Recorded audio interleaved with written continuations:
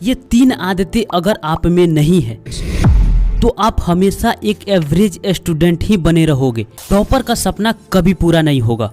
अभी आप एक एवरेज स्टूडेंट हो, कोई दिक्कत नहीं। भविष्य में नहीं रहना चाहते तो ये 3 आदतें आज से फॉलो करना स्टार्ट कर दो। देखो, एक एवरेज स्टूडेंट की सबसे बड़ी गलती आपको बता देता हूँ। वो हमेशा एग्जाम के लास्ट महीने चल रहा होता है तब पढ़ाई के लिए सीरियस होते हैं और वो उस समय सोचते हैं कि काश मेरे में कोई सुपर पावर आ जाए तो पूरी सिलेबस एक ही रात में अपने माइंड के अंदर डाल लूं और एग्जाम में 100% लिख कर आ जाऊं, जो कि ऐसा रियलिटी में संभव नहीं होता। तो उस समय स्ट्रेस अलग से ऐड हो जाती है और सबसे बुरी बात यह है कि उस समय ये सोचने में ही सारा टाइम वेस्ट हो जाता है कि इतना सारा सिलेबस कंप्लीट होगा कैसे।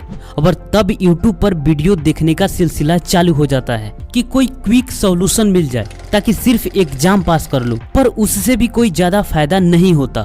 देखो, यूनिवर्स की सच्चाई ये है कि जो तुम पाना चाहते हो उसके बदले में उससे ज्यादा कीमत तुम्हें चुकाना पड़ता है और ये भूल जाना कि फ्री में कुछ मिल सकता है। तो मैं चाहता हूँ कि ये सुपर पावर हकीकत में सबके अंदर आए, पर ये समय मांगता है। और इस वीडियो को देख रहे हो तो अभी आपके पास समय है। और देखो, जब सही समय हो तो सही खेल खेलना चाहिए, वरना पछतावे के अलावा कुछ हासिल नहीं होता। Topic number 1, revision.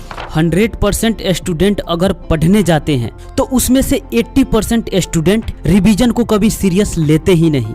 बड़े बड़े काम कर लेते हैं, छोटे काम में फेल हो जाते हैं। कोचिंग भी ज्वाइन कर ली, स्कूल भी जाते हैं, 6 से 8 घंटे टाइम भी देते हैं, पर आप में से 80% स्टूडेंट्स घर पर आने के बाद अपना बैग भी नहीं खोलते और फिर अगले दिन अपना बैग उठाएंगे और कोचिंग या स्कूल के लिए निकल जाएंगे। ये होती है एक एवरेज स्टूडेंट की सबसे बड़ी आदत। और सिर्फ 20% स्टूडेंट्स ही घर पर अपना बैग खोलकर पढ़ते हैं और यही वो 20% स्टूडेंट हैं जो हमेशा टॉप में रहते हैं। अगर आपसे एक्स्ट्रा में कुछ नहीं पढ़ा जाता, समझ में नहीं आता कि क्या पढ़े, तो बस आप अपने टीचर को फॉलो करते जाओ। किसी तरह जितना पढ़कर आ रहे हो ना, उसे फिर से पढ़ो, समझो, नोट्स बनाओ, या मैथ है तो प्रैक्टिस करो।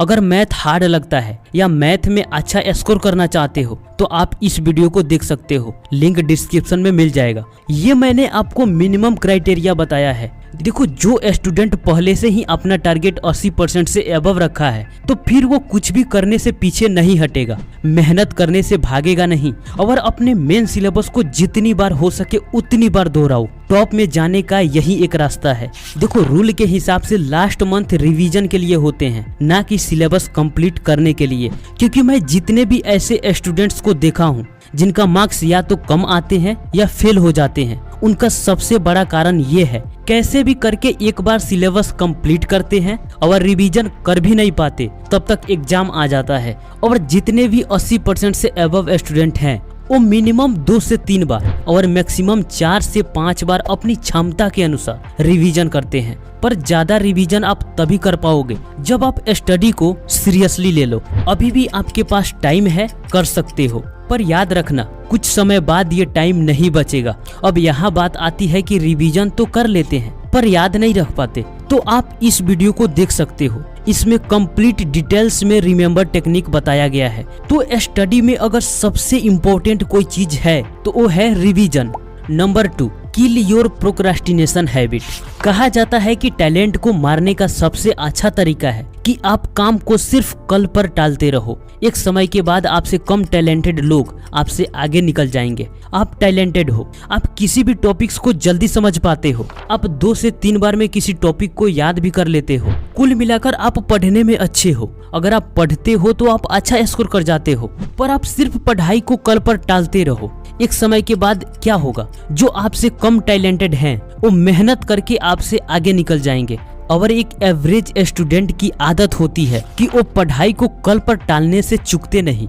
हम प्रोक्रास्टिनेशन तब करते हैं जब हमारे पास मैक्सिमम अमाउंट में समय हो। मान लो आपके पास 6 महीने हैं जो कि 180 दिन होंगे, तो आपके माइंड को लगेगा कि अगर इसमें से 10 दिन का समय निकल भी जाता है तब भी कोई ज्यादा फर्क नहीं पड़ेगा। ये 10 दिन खत्म होने के बाद आपका माइंड फिर से बोलेगा अच्छा तो अभी 170 दिन बाकी है, तो चलो हम फिर इसमें से भी 20 दिन निकाल देते हैं। जब हमारे पास 150 दिन बचेगा तब हम पढ़ाई के लिए बिल्कुल सीरियस हो जाएंगे, उसके बाद में हम समय नहीं गंवाएंगे। पर ऐसा होता है क्या? नहीं।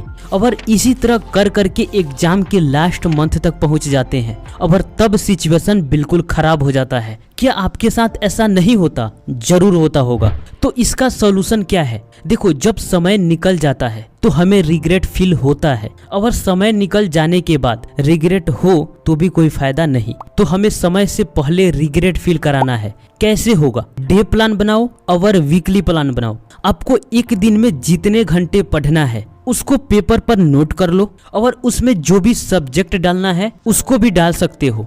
जैसे अगर दिन के 4 घंटे आपको पढ़ना है तो उसमें 4 सब्जेक्ट ऐड कर दो, और अपने आप को एक चैलेंज दो। अगर आप सिर्फ दिन के 2 घंटे पढ़ते हो तो अपने आप को गुड में शामिल करो, क्योंकि कुछ ना पढ़ने से अच्छा है कि आपने कुछ पढ़ा। अगर आप दिन के 3 घंटे पढ़ते हो तो अपने आप को वेरी गुड में शामिल करो। अगर 4 के 4 घंटे पढ़ लेते हो तो अपने आप को ग्रेट में शामिल करो। ऐसा क्यों?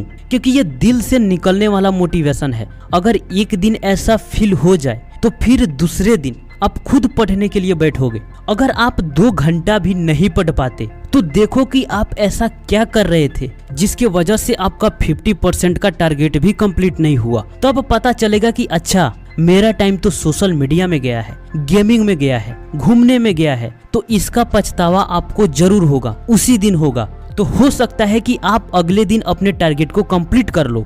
उसी तरह एक वीकली टारगेट बनाओ। अगर वीक में आप 4 दिन अपने डे का टारगेट कंप्लीट करते हुए पढ़ते हो तो अपने आप को गुड में शामिल करो। अगर वीक में 5 दिन पढ़ते हो तो वेरी गुड में शामिल करो।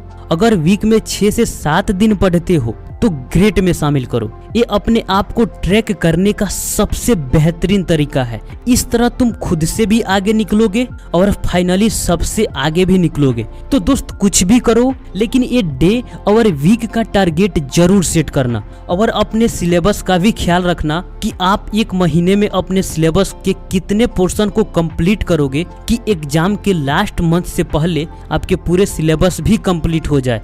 Number 3, apply 2 minute rule.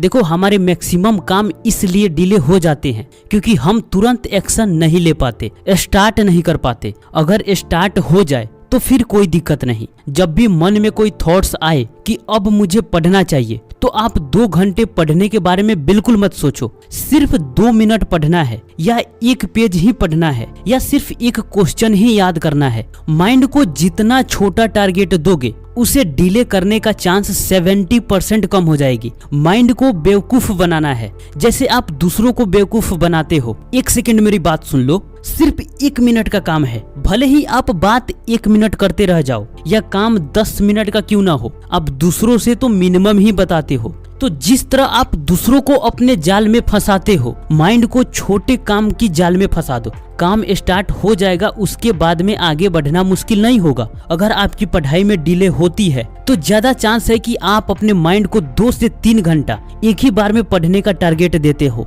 और जब ये उसे मुश्किल लगता है तो उससे भागने का कोई ना कोई बहाना ढूंढता है। इसलिए आप 2 मिनट का रूल अप्लाई करो। पर याद रखना, 2 मिनट का रूल काम को स्टार्ट कराने का तरीका है, ना कि फिनिश करने का। पढ़ने से पहले आप कितने बहाने बनाते हो? जब किसी तरह पढ़ने बैठ जाते हो फिर आप 2 से 5 मिनट में पढ़ाई को छोड़ देते हो क्या? नहीं ना, क्योंकि सबसे ज्यादा मुश्किल काम को स्टार्ट करने में ही होता है। स्टार्ट हो गया, उसके बाद आप काम कर लोगे, क्योंकि माइंड में इच्छाएं जितनी तीव्र गति से आती है उतनी तीव्र गति से जाती भी है। ये रूल बहुत इफेक्टिव है, मैंने खुद पर ट्राई करके इसे देखा है, आप भी ट्राई करके देख सकते हो। तो ये 3 बातें हमेशा याद रखो। पढ़ाई कर रहे हो तो रिवीजन करना ही है। जितनी अधिक रिवीजन उतनी ही अधिक मार्क्स आएगा। दूसरा, लास्ट महीने में कुछ नहीं होता, सिर्फ पछतावा और टेंशन होता है। ये बातें दिमाग में घुसा लो। तीसरा, जब भी पढ़ाई में डिले होने की संभावना हो तो 2 मिनट का रूल अप्लाई जरूर करना। दोस्त, कैसा लगा वीडियो कमेंट बॉक्स में जरूर बताना। मिलते हैं आपसे फिर अगले वीडियो में, तब तक के लिए आपका धन्यवाद।